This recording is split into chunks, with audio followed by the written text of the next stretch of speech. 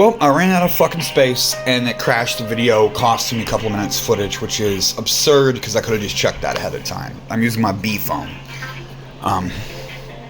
which has much smaller memory. So we're checking this public library. It says only registered service animals are permitted in the library. Oh, here we go. And it took 20 fucking minutes. Information desk, may I help you?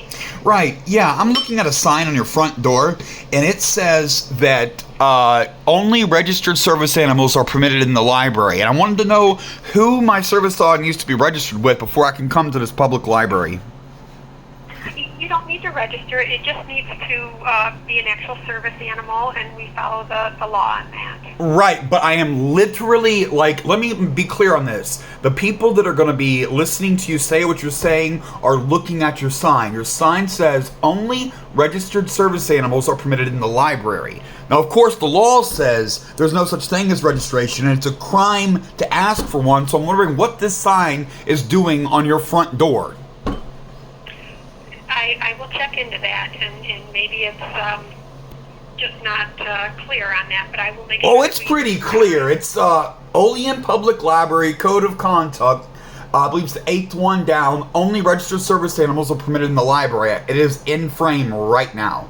So, I mean, that would mean a blind man cannot come there with a service dog. A combat veteran with PTSD cannot come there with a service dog. Absolutely no one can come there with a service dog because there's no way to legally register it unless you go to some foreign company like the American Service Dog Registry, which is really an Indian company that also sells fake vaccine cards.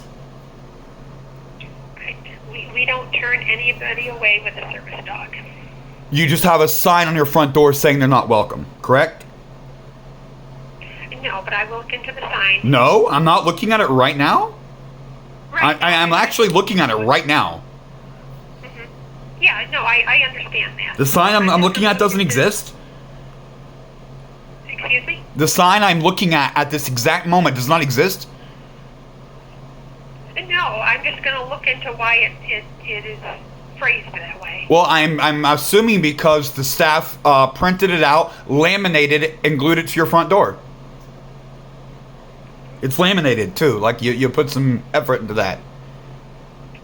All right, well, I will look into that, but we do not turn anybody away with service dogs, and we do have people that come in with service dogs. Okay, here's another question for you. Are you allowed to take photos and videography inside the public library? Yes. Yes. Okay, good. Well, you might want to do something about the sign on your front door. I have no idea why you went to the trouble of printing it, laminating, and gluing it there if that's not your policy, but being someone that's been the victim of service dog abuse intensely for years and years and years, when you see a sign on the front door saying your kind's not welcome, you might turn around and leave just because you don't want to deal with the headache. And I have had that issue at libraries before. So, having a sign saying you're not welcome here, that in and of itself is a violation even if you don't enforce it. And it's also kind of cruel because many people like me don't feel like the headache. It gets to be a nightmare. Okay, well, I'm sorry about that. Okay.